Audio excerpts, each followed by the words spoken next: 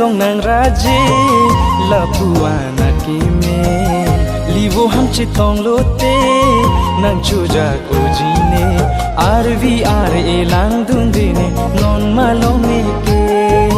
kaja dilo nang phansi ne chuja gong ne